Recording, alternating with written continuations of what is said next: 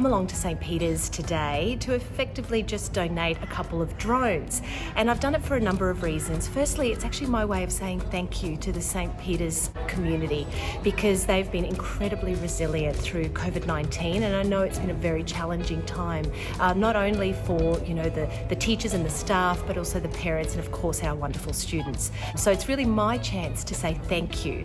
I actually donate drones. It's what I've been doing since I became the member for Jordan. It's something that I think is really significant as our technologies change and we move more into those science and technology subjects. But it wasn't actually my idea. My husband came up with it because he's actually an aerospace engineer.